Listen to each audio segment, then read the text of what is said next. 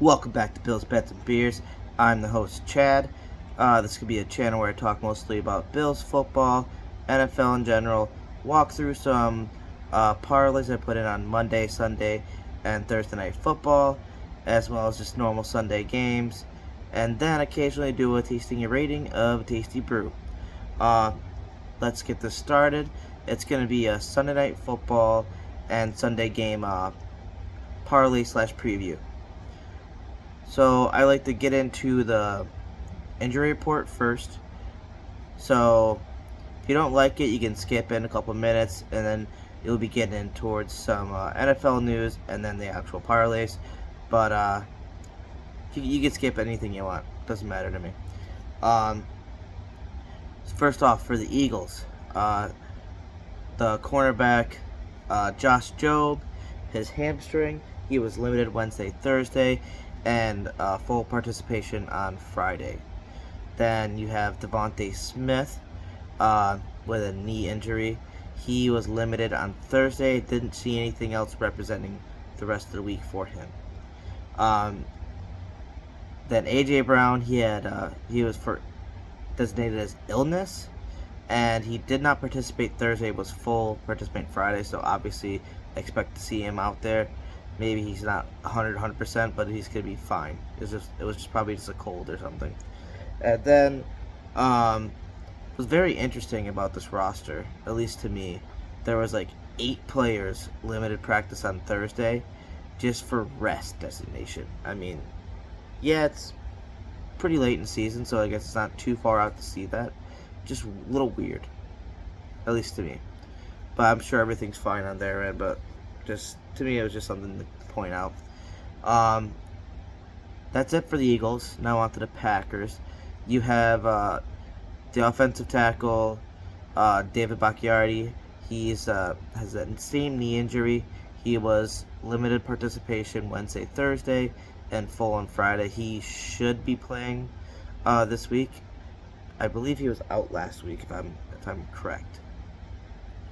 Out the past couple weeks, I mean. And then you have their interior linebacker, Devondre Campbell, with a knee injury. Did not participate Wednesday, Thursday. Limited participation Friday, and he's listed as doubtful. So very interesting. I mean, that'll be a big key thing for them to be missing, especially going up against the Eagles, who have really good offense going for them. Then you have wide receiver Romeo Doubs. He was designated as an ankle injury, and he did not participate all week, and he's out for this game. So Watson's definitely going to getting a lot more targets this game. I'll tell you that much. And then if he's getting covered, then Tunion's going to be getting targets instead. That's just how it's going to go. Then you have 6 starters limited participation during the week for illness on the Packers. So that's maybe something to watch out for.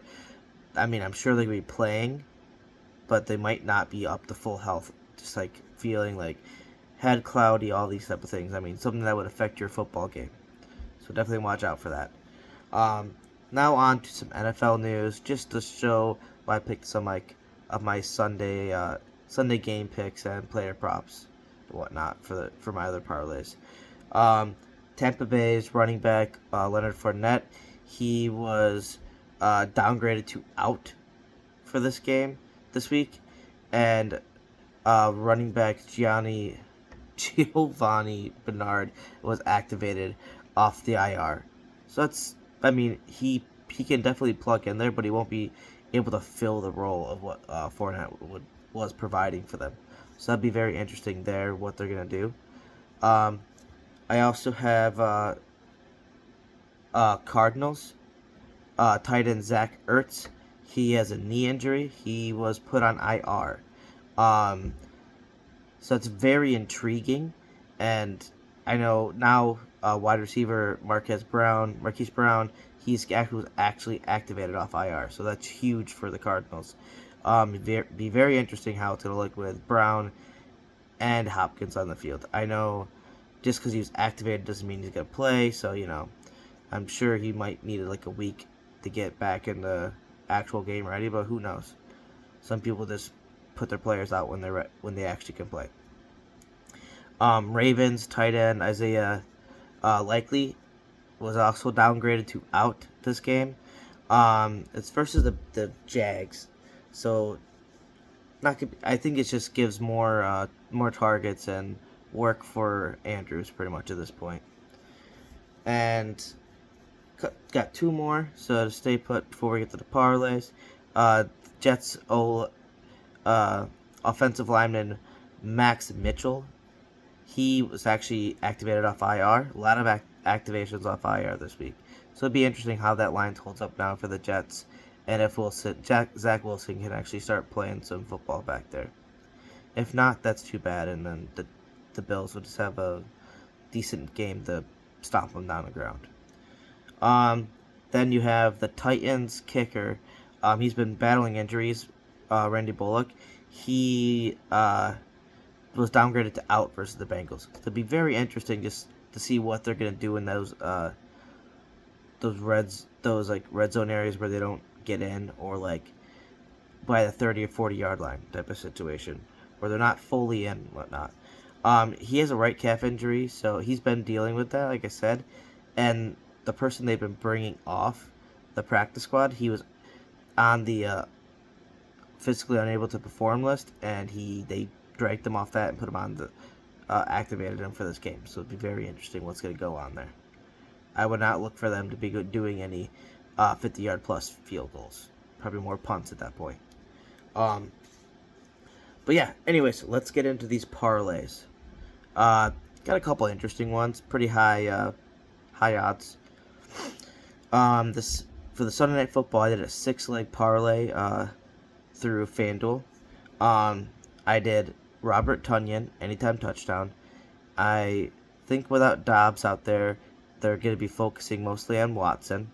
And if they focus on Watson, especially in the red zone, because he's gotten 5 touchdowns the last 2 weeks, I believe he's going to be getting. I believe Tonyan's going to be getting those targets in there. He's been getting kind of in there. They've been getting broken up. I just think this week he's going to get that touchdown. I mean, there's not much more for him to throw at that point. I mean, obviously Cobbs can get in there, but they're probably going to be having Slay, having Slay on Watson, and then blanketing Cobbs and whatnot. At least that's what I would think they would do in the red zone. Then Miles Sanders over 66 yards rushing. I think it's just going to hit. I think he's going to have the attempts as well, which you'll see later. Actually, I'll just tell you right now. And then I chose Miles Sanders over 14.5 rush attempts. So I think he's going to get those yards and at least get probably 15 or 16 attempts at a minimum. Then Aaron Jones over 12.5 rush attempts. I think they're gonna have to get that run game going to open up the defense in the secondary. So it's just gonna have to happen. They do have a good front seven over there in the Eagles. I just see them having to have the run to open up the pass. It's gonna have to happen if they're gonna want to win this game anyways, or make it a game, I should say. Next up, I got Christian Watson over 39.5 receiving yards. Like I said, without Dobbs out there, I mean, Watson's gonna get more targets now. There's no doubt at this point. So who knows who they're gonna be covering more, Watson or Cobb. Probably Watson, but then Cobb will start getting targets. Then Tonyan will. Then Watson's probably gonna get a nice deep throw, probably for 25-30 yards at least. Then I put Max Crosby for over 1.5 field goals. Not too hard to hit, to be honest. I think they're going to be getting towards the red zone, probably not in it all the time, like they haven't been all year. So they're going to be kicking more field goals, and he's a decent kicker. He was a really good kicker. He's just been having some inconsistencies the last year or two. Next up, oh, total odds on this. I got plus 10,000. I'm not sure I always hit that, but I do. And I turned $1 into $101. Good odds. Next I got my 7-leg player prop parlay. I put this through Caesars. I have Terry McLaurin for an anytime touchdown. This has burned me in a couple once, but I just see it happening with the matchup that they have. Personally, I just think it's gonna hit. Then I have DeAndre Hopkins over 7.5 receptions. That should be an easy hit. He's been getting around 9 or 10 anyways. And then you factor in that Ertz is now out. And they're bringing back Marquise Brown, but guess what? He hasn't played all year yet. So, really that much all year anyways. So, he's probably not going to get... He's probably been on a limited snap count, so he doesn't actually re-injure that injury and stuff. So, you're going to think that Hopkins is going to probably get at least 15 targets, probably catch like 8 or 9 of them at the minimum. Then you got Mike White over 1.5 touchdowns passes. I don't know. Mike White is probably going to come out hot for this one game. Show up for the Jets. It will be very interesting what happens overall, because they are just facing the Bears, and the Bears defense has shown up in some games, and obviously the Jets offense hasn't. So I just think he's going to come out and throw about 2 touchdowns and try to make this a game. Next up I have Kittle over 3.5 receptions. He got like 5 or 6 last game, and I think he's probably going to get around that this game as well. Then I got Derrick Henry over 112.5 rush and receiving yards. That's all purpose. So he's probably going to get around 90 rushing anyways. At least 80 rushing. And then you just put all those all purpose in there. He's probably going to catch a lot and do a lot of catching out of the backfield, or some like little sweeps or just dump offs over there. I think it's just going to happen, and definitely some screens for him to get. Then I have Dameon Pierce over 83.5 rushing yards and receiving yards, or rushing and receiving yards, so all purpose again. That seems really low for that, even though they're going up against the Dolphins. He gets a lot of passes and runs. Like, he does a lot of stuff like that, especially when they're down in yards, down in the game. He's going to get if they're down in the game, he's going to get the passes out the backfield. If they're up in the game or still in the game, he's going to get those yards on the ground. And the Dolphins defense has been letting people get some yards on the ground as of late, so I definitely see him at least getting 40 or 50 rushing yards. Then I have Matt Collins. He's Raiders wide receiver, getting over 3.5 receptions. I checked. He's had weeks where he got 6, and he's been average around 3 or so. So I think this is going to be a week where he just goes a little bit over. Overall odds are almost plus 15,000, and it turns $1 into $150. So very good odds. I'm hoping for that to hit. My last parlay I got Sunday 10-leg game pick parlay. I mean, it's pretty big, and the odds are wild. It's plus 70K. But to be honest, I just put it out there just because there's not that much games this week, and I figured I might as well try to get a big win.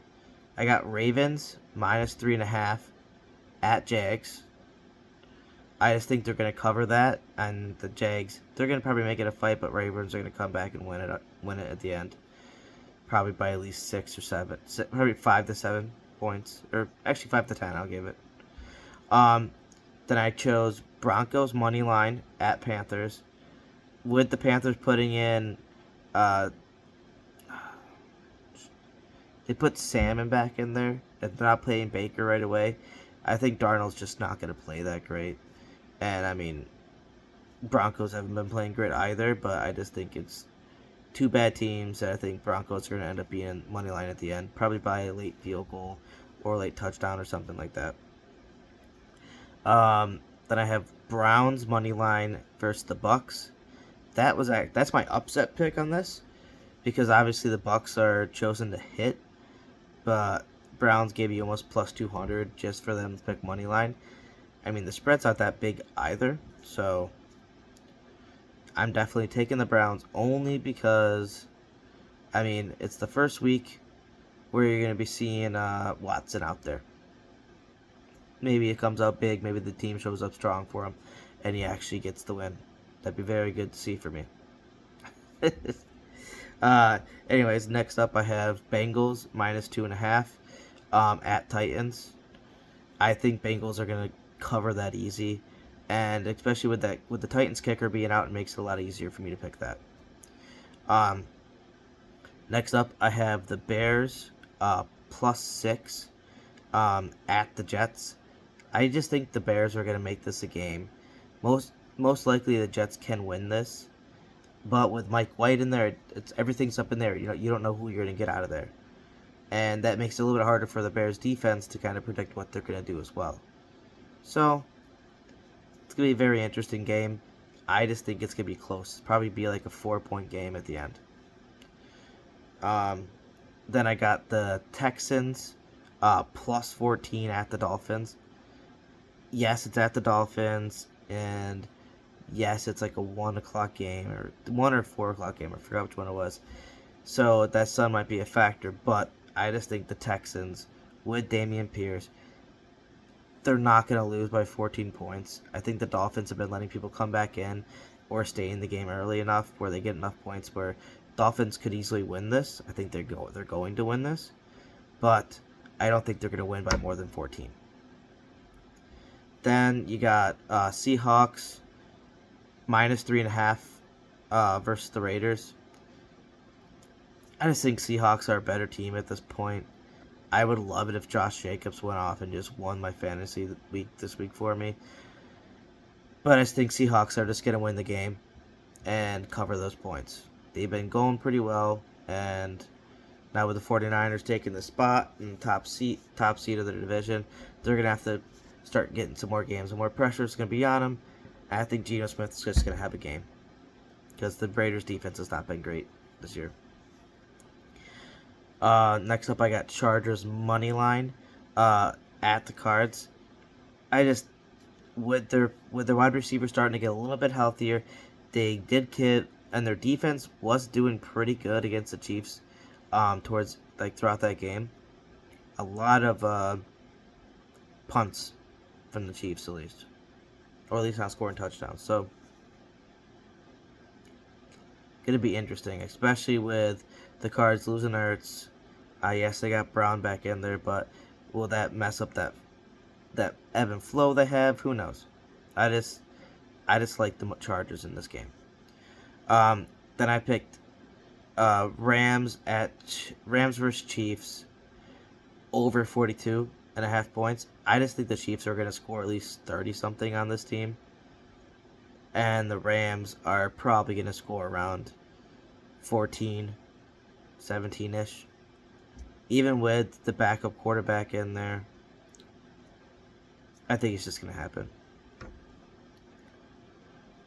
Actually, I forgot if they have a backup quarterback. Even if they do, even if they don't, even if they had the backup in there, I think they're just going to get 14 points. So it's going to be pretty. I think it's probably be around 45 to 46 total at the end. Then I have 49ers versus Saints. I'd pick the over as well, over 43 points for that game. I think that's going to hit. It's going to be pretty quick and easy. They're going to be able to. I think 49ers will score more points, obviously. But the Saints are going to be able to score some as well with Alvin Kamara over there. And it's going to be a game. Enough of a game anyways. Saints had a couple people come back off IR this week as well. So, overall odds are plus 70,000, like I said. And it turns my $1 into $702 if I win. Most likely not. I could see that Browns money line biting me in the ass easily. But if it wins, that'd be a big, nice upset for me to put on the card. Sponsors, I got my wife, Crochet with Elisa. Go check her Instagram out. It's crochet with, all spelled out, WITHELISHA. She makes tons of hats, mittens, gloves, blankets, cardigans, tops, like bikini bottoms. I mean, anything you could think of for kids, adults, anyone. Check it out. Just shoot her DM if you see something you like, or shoot her a message or like a screenshot of something you would like to made from her. She'll definitely reach back out to you. Then I have my buddy Evan. He's got a channel on YouTube as well. It's called Mr. _Nasty Time. It's MR_NASTYTYYYME. Go check him out. He makes great content on the NFL. He does a weekly power rankings 1 through 32. About an hour-long video going through everything. He has a lot of information. He knows football very well. And he also does MMA. He breaks down MMA fight cards every once in a while. And he also streams. He's actually streaming right now doing Warzone 2.0. I'm about to join him after I get done with this video. But yeah, go check his channel out. He's great. And then also my future sponsor, New Belgium Voodoo Ranger. New Belgium makes great beers, but they're but I do like the Voodoo Rangers in general. That faction is a very good amount of beer that comes out of it. They have like probably 7 or 8, I think, different cans that come out of there, and they're all very good. I would definitely recommend Juice Force though. And Hoperator is very good as well. But yeah, I got some upcoming videos too. My Monday Night Football preview and parlays could be coming out tomorrow. Then I got my Bills vs. Pats preview and prediction.